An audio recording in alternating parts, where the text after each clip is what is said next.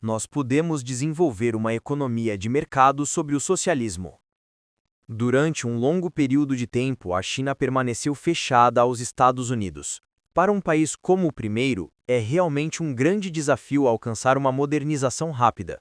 Parece que vocês devem realizar uma nova revolução. A modernização de fato representa uma grande nova revolução. O objetivo dela é liberar e expandir as forças produtivas. Sem expandir as forças produtivas, tornando nosso país próspero e poderoso e aumentar os padrões de vida do povo, nossa revolução é só conversa vazia. Nós somos contra a velha sociedade e o velho sistema porque eles oprimiam o povo e mantinham as forças produtivas presas. Nós temos por claro esse problema agora. A Camarilha dos Quatro dizia que é melhor ser pobre sob o socialismo a ser rico sob o capitalismo. Isso é um absurdo. É fato que não queremos o capitalismo, mas também não queremos ser pobres sob o socialismo. O que queremos é o socialismo, no qual as forças produtivas são desenvolvidas e o país é próspero e poderoso. Nós acreditamos que o socialismo é superior ao capitalismo. Essa superioridade deve ser demonstrada no fato de que o socialismo permite condições mais favoráveis para a expansão das forças produtivas do que o capitalismo. Essa superioridade deveria ter se tornado evidente, mas, devido às nossas discordâncias no que diz respeito a isso, o desenvolvimento das forças produtivas foi atrasado, especialmente durante os últimos 10 anos, até 1976. No início da década de 1960, a China estava atrás dos países desenvolvidos, mas a diferença não era tão grande como agora. Durante 11 ou 12 anos, do fim da década de 1960 até a década de 1970, esse ato aumentou porque outros países têm desenvolvido vigorosamente suas economias, ciência e tecnologia, com a taxa de desenvolvimento não mais sendo calculada em questão de anos, nem mesmo de meses, mas em questão de dias. Durante um longo período de tempo desde a fundação da República Popular, nós ficamos isolados do resto do mundo. Por muitos anos, esse isolamento não era nossa culpa. Pelo contrário, as forças internacionais anti-chinesas e antissocialistas nos confinaram num estado de isolamento. Entretanto, quando as oportunidades de aumentar o contato e a cooperação com outros países se apresentaram a nós, na década de 1960, nós nos isolamos. Finalmente, aprendemos a fazer uso das condições internacionais favoráveis. Devemos realizar as 4 modernizações. Para alcançar esse objetivo, devemos nos apoiar em nossos próprios esforços, em princípios e políticas corretas e em medidas específicas eficazes. Algumas pessoas duvidam se podemos concluir o esforço de modernização e nos perguntam até que ponto nós podemos alcançá-las.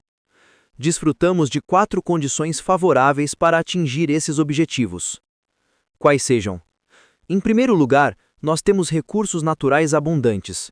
A China é um país com um vasto território e abundantes recursos energéticos e minerais, incluindo quase todos os metais ferrosos, não ferrosos e raros. Se esses recursos forem explorados, produzirão um grande poder econômico. Em segundo lugar, ao longo dos últimos 30 anos, apesar das loucuras que cometemos, estabelecemos uma base material preliminar para a indústria, agricultura, ciência e tecnologia, criando assim uma base para a realização das 4 modernizações. Temos agora mais de 2 milhões de máquinas-ferramentas e produzimos mais de 100 milhões de toneladas de petróleo, mais de 600 milhões de toneladas de carvão e mais de 30 milhões de toneladas de aço anualmente. Em resumo, lançamos as bases materiais para a realização dessas modernizações. Em terceiro lugar, acreditamos que o povo chinês é apto.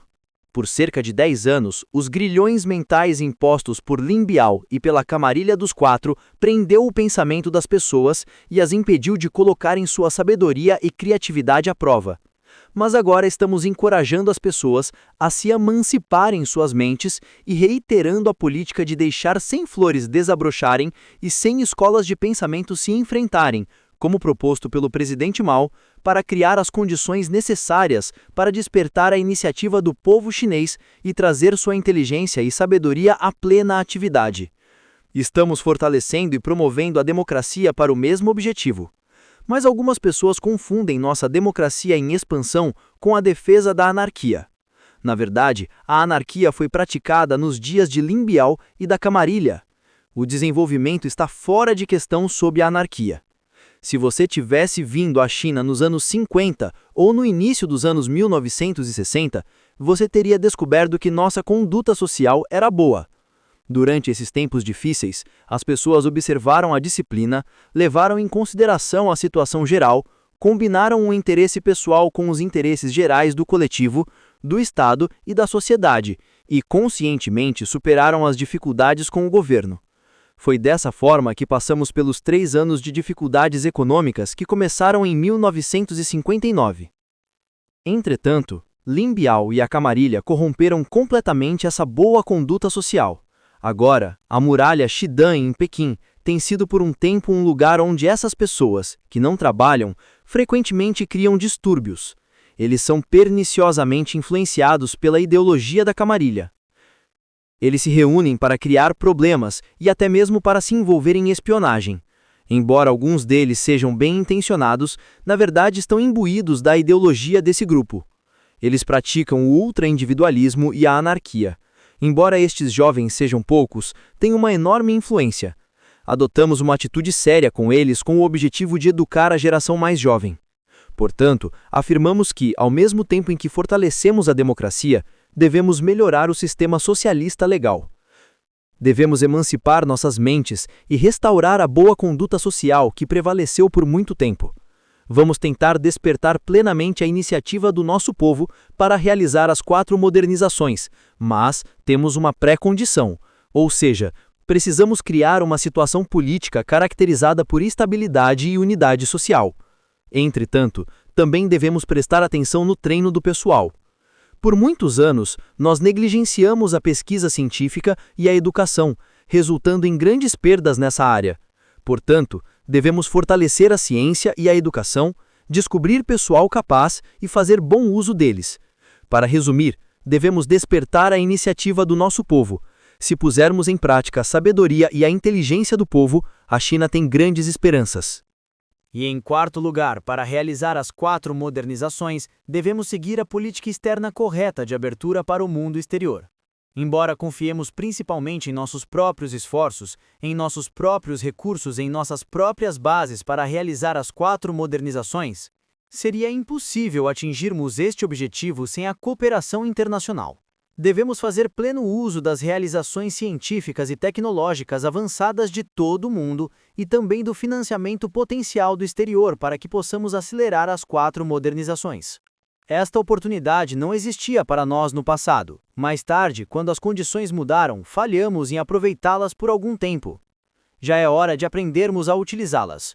Os princípios e objetivos das 4 modernizações foram formuladas pelo presidente Mao Zedong e pelo premier Zhou Enlai, mas dada a interferência da Camarilha, nós não pudemos efetivamente implementá-las.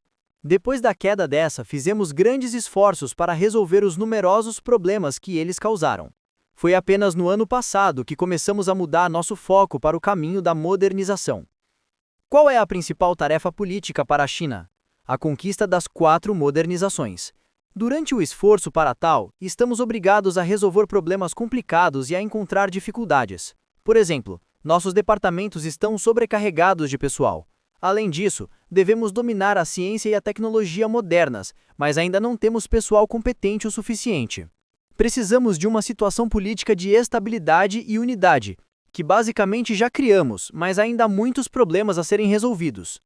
Participamos na cooperação internacional, mas ainda precisamos de experiência no aprendizado para absorver ciência e tecnologia estrangeira avançada e capital estrangeiro. No entanto, apesar das várias dificuldades e problemas, estou convencido de que tomamos o caminho correto em direção à modernização. Estamos confiantes de que podemos remover gradualmente os obstáculos e superar nossas dificuldades e insuficiências. Talvez não conquistemos nada de notável em 2 ou 3 anos, mas uma grande mudança ocorrerá daqui a alguns anos. Ainda que algumas pessoas duvidem se conseguiremos alcançá-la, os líderes chineses e a maioria do povo chinês estão convencidos de que teremos sucesso em nosso programa de modernização. Gibney, Os Estados Unidos cometeram um grande erro ao interpretar o socialismo da China como uma cópia do da União Soviética. A China pode ter sido, no início, tão ideologicamente confusa a ponto de imitar completamente e adotar o estilo de socialismo da União Soviética, falhando em adotar um caminho de socialismo chinês? Deng. O caminho socialista da China não é o mesmo que o da União Soviética. Eles eram diferentes entre si desde o começo, pois o socialismo chinês tinha suas próprias características desde a fundação da República Popular. Por exemplo, adotamos a política de redenção ao invés da de privação em nossa transformação socialista de empresas capitalistas. Como resultado, conseguimos abolir a burguesia e realizar a transformação socialista sem afetar a economia nacional. Além do que, a situação política caracterizada por tanto centralismo quanto a democracia, tanto por disciplina quanto por liberdade, tanto por unidade de vontade quanto por facilidade e vivacidade pessoal, como defendido pelo presidente Mao Zedong, não é semelhante à da União Soviética. No entanto, alguns de nossos sistemas econômicos, especialmente a gestão e a organização empresarial, foram grandemente influenciados pela União Soviética. Por essa razão, é vantajoso que herdemos os métodos avançados de operação, administração e desenvolvimento científico de países capitalistas avançados. Ainda estamos tendo muitas dificuldades em reformar estes aspectos da nossa economia. Gibney. É maravilhoso que a iniciativa do povo chinês esteja sendo despertada, mas algum dia, no futuro, permanecendo a China um país socialista e operando dentro dos limites do socialismo, ela desenvolverá algum tipo de economia de mercado. Deng. O mercado envolve apenas as empresas financiadas pelo exterior. Tomando o país como um todo, isso não é um problema. O setor estatal e o setor de propriedade coletiva ainda são o sustentáculo da nossa economia. Embora possamos ter em nossa economia algum investimento de chineses estrangeiros, que pode estar na forma de capitalismo, ele é diferente do investimento estrangeiro regular, porque a maioria desses chineses estrangeiros vem à China com reverência, esperando desenvolver sua pátria socialista. Algumas pessoas têm medo de que a China tome o caminho capitalista se tentar realizar as 4 modernizações com a ajuda de investimento estrangeiro. Não, nós não tomaremos a estrada capitalista. A burguesia não existe mais na China. Ainda existem ex-capitalistas, mas seu status de classe mudou. Embora o investimento estrangeiro que pertence à economia capitalista ocupe um lugar em nossa economia, ele representa apenas uma pequena parte dele e, portanto, não mudará o sistema social da China. A conquista da prosperidade comum caracteriza o socialismo, que não pode produzir uma classe exploradora. Paul T. K. Lin. A China cometeu um erro quando colocou restrições em sua economia socialista de mercado muito cedo e muito rápido. Por causa disso, você acha que a China precisa fazer seu socialismo de mercado desempenhar um papel maior sobre a orientação de uma economia socialista planejada? Deng. É errado afirmar que uma economia de mercado existe apenas na sociedade capitalista e que existe apenas uma economia de mercado capitalista. Por que não podemos desenvolver uma economia de mercado sob o socialismo? Desenvolver uma economia de mercado não significa praticar o capitalismo. Enquanto mantemos uma economia planejada como o suporte de nosso sistema econômico, também estamos introduzindo uma economia de mercado, mas é uma economia de mercado socialista. Mesmo que essa seja semelhante a uma capitalista no método, também há diferenças entre as duas. A primeira regula principalmente as inter-relações entre empresas estatais, entre empresas de propriedade coletiva e até mesmo entre empresas capitalistas estrangeiras. No entanto, tudo isso é feito sobre socialismo e em uma sociedade socialista. Não podemos dizer que a economia de mercado existe apenas sobre o capitalismo. A economia de mercado estava em seus estágios embrionários tão cedo quanto a sociedade feudalista. Nós podemos certamente desenvolvê-la sobre o socialismo. Da mesma forma, tirar proveito dos aspectos úteis dos países capitalistas, incluindo seus métodos de operação e administração, não significa que adotaremos o capitalismo. Ao invés disso, usamos esses métodos para desenvolver as forças produtivas sobre o socialismo. Enquanto o aprendizado do capitalismo for considerado como não mais do que um meio para atingir um fim, ele não mudará a estrutura do socialismo, nem trará a China de volta ao capitalismo.